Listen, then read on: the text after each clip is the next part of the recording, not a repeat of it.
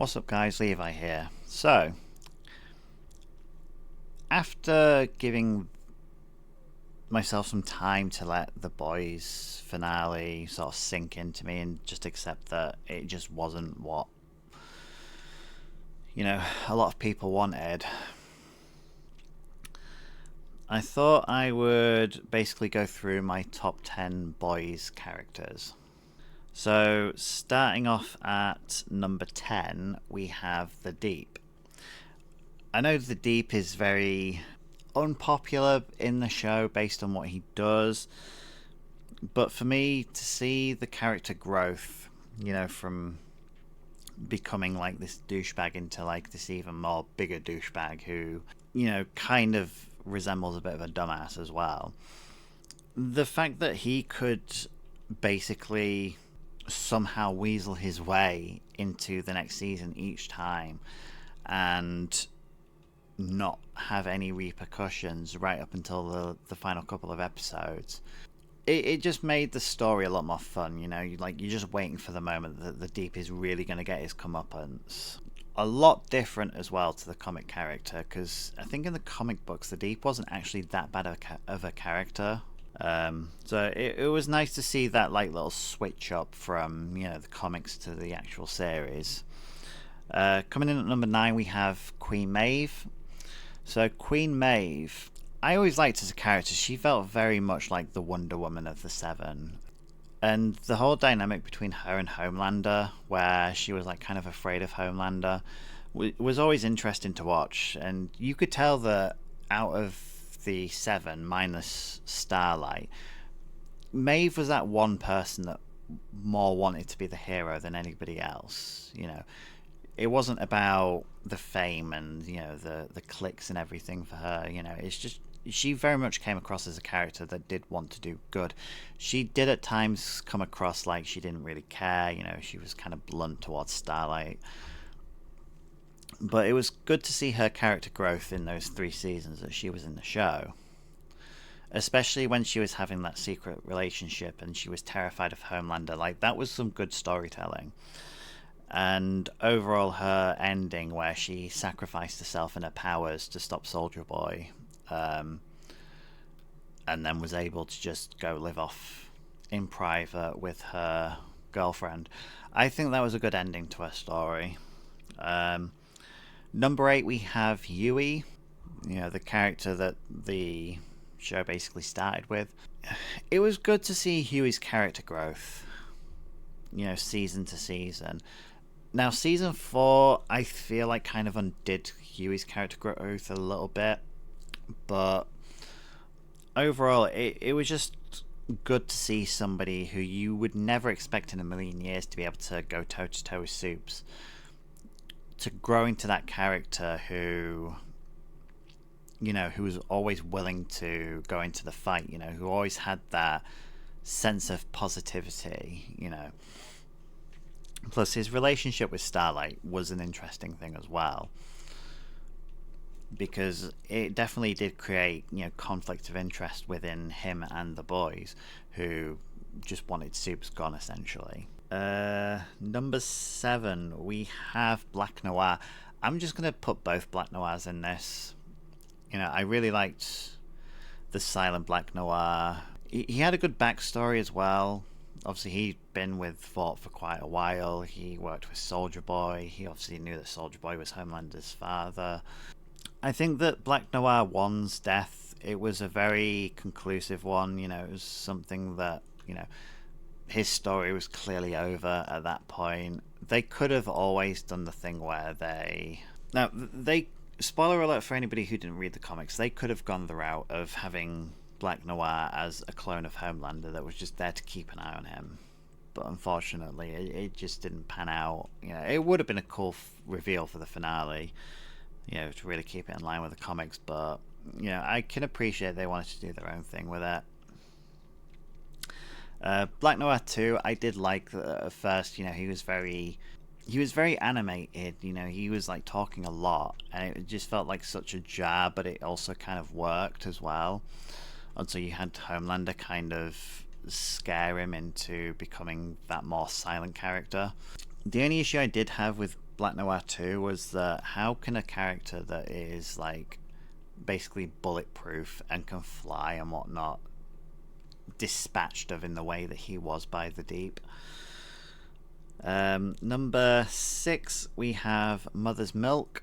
Mother's Milk, I always liked as a character. He was that one character that never had to, shoot up V and take on the soups. He always wanted to do things in a very specific way. There was also the dynamic where he had a family to think about as well, which always kept things, interesting in terms of that.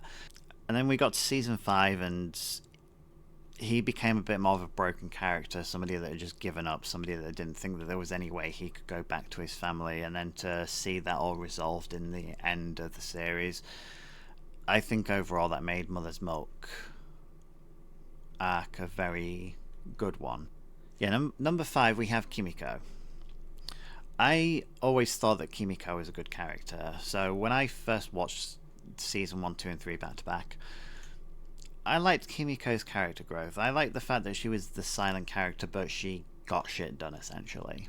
I liked the dynamic between her and Frenchie, and there being like a friendship that then eventually blossomed into a romance. I always liked that, and she was just very cool in the sense that nothing could really kill her, essentially. Even after Soldier Boy basically blasted her with the chest thing, but she was still able to be a soup after that, because obviously she got injected with the V1, not V1, the compound. Is it Comp V? Yeah, Compound V. My only criticism to Kimiko's story was in the final 2 episodes, where essentially they had her become what Soldier Boy should have just done in the last episode anyway. It felt just very tacked on at the end. Essentially, I'm not going to let the last 2 episodes ruin what a good story she had from season 1 to that point. Number 4, we have A-Train. The A-Train redemption arc was something that was done so well and so satisfyingly as well when it came to A-Train's eventual ending. But I like the fact that A-Train, he was cocky, he was kind of arrogant, but then as time went on, as he got like a couple of like defeats, you could tell that he kind of took those personally, and it was always good to see the better side of him. So obviously when Butcher and Starlight were fighting the Deep and Black Noir, it was cool to see that moment where A-Train came in and basically made the save. There was obviously the things that he was doing for his family as well, and obviously the final episode that he was in, he again made the save for the boys, but he ultimately paid for it. And the fact that his death was caused by the fact that instead of running through that woman that was texting on her phone, he decided to basically swerve past her instead, which ultimately caused him to fall and eventually meet his end. That's a redemption arc done correctly. Now, number 3, we have Butcher. So Butcher has always been that character which you just found to be very fun. His oi oi oi cunt cunt cunt. It was just very entertaining. As a fellow Brit, when he's making his Spice Girls references and whatnot, I can understand those. And again, it was just very fun to watch. But you knew that when shit got serious, he could just do a 180 and become that kind of like more lovable hero to the, kind of savage version instead. But there was the whole him trying to get revenge for what happened to Becca, and then him finding out that Becca was alive and had a kid. I liked his and Soldier Boy's dynamic. I think that was something that just wasn't focused on enough in season 3. And again, if they could have done it in such a way where Butcher could have turned Soldier Boy back in season 5, they could have explored that a little bit more again, but unfortunately it just wasn't meant to be. The only thing for me that kind of drags Butcher down a little bit was it was his turn to the dark side at the very end of the season finale. Again, it just kind of felt tacked on, just for shock value, even though if you've read the comics, you knew that Butcher kind of turned anyway. But yeah, I like the dynamic between Butcher and Joe Kessler. I could sort of tell earlier on, though, that Joe was definitely a hallucination. Yeah, I just kind of liked that it sort of brought a little bit more of Butcher's backstory into things, such as, Butcher's time before the series. But yeah, overall, I thought that Butcher was a very good character. And then number two, this might be a bit of a hot take, but I've put Homelander at number two. Don't get me wrong, Homelander and Anthony Starr definitely carried that show on their backs for its entire run, along with Carl Urban as Butcher. When you watch it from season 1 to season 5, you can definitely see the decline in Homelander's psyche. You have Homelander that's, very much a people pleaser. He's trying to do the right thing for the cameras, but he also had his issues behind the scenes. And yeah, obviously after the death of Madeline Stillwell, you could see the turn in Homelander, and then there was the Stormfront relationship. You had season 3 where he found out that Soldier Boy was still alive, found out that Soldier Boy was his father, look after Ryan and everything as well. And then you had season 4, which was when he was trying to kind of mold Ryan into being the new Homelander, which ultimately didn't work. And then, in season 5, when he started hallucinating Madeline Stillwell and then wanting to essentially be God, yeah, it just really showed his downfall. And then again, just having the whole him turning at like the very end just kind of tacked on is kind of what killed it. But 4.5 seasons of character work, you cannot deny. I think that kind of speaks for itself. And then there was also his death scene as well, where he was like proper groveling and everything. It's kind of satisfying to see somebody who thought that they were like invincible and all powerful be reduced to that. But yeah, Homelander is my number 2, and number 1, probably a hot take, but Soldier Boy. Season 3 was the peak season of The Boys for me, and the main reason for that was because of Soldier Boy. I know a lot of people love Soldier Boy because Jensen Ackles played Dean Winchester in Supernatural, so it would have brought over a lot of Supernatural fans. I didn't watch Supernatural until after I'd watched The Boys, so I kind of got to experience Soldier Boy without the influence of him playing Dean in another show. Soldier Boy was just kind of like that lovable villain. Like, he was funny, his one-liners were always cracking me up, and he was very much somebody who you could tell he didn't want to be the bad guy, but ultimately he did. Now, you can definitely appreciate the effort that he was willing to, kill Homelander, his son, because that was the mission. You can definitely respect that out of somebody, but I just feel like that at the very end of season 3, where basically they painted Soldier Boy to be the bad guy, it's just a bit like, what are we doing here? Like, you could have killed Homelander and just had somebody else be the villain for the next couple of seasons, whilst Butcher did his comic arc or something like that.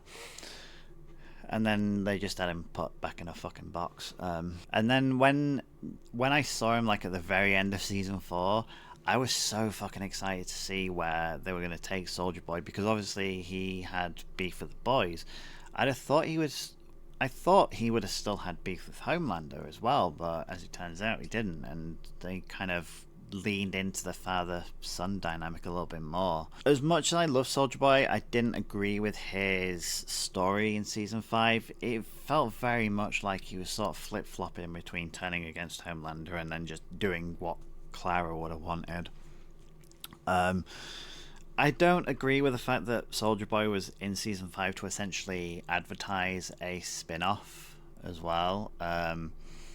Again, they could have just done so much with him, and it was such a shame. But again, every time Soldier Boy was on the screen in season 5, it was the more enjoyable sort of stuff. I've seen the trailer as well for Vault Rising, and I think that looks good. I think it definitely shows that he does mean well. He does want to be the good guy.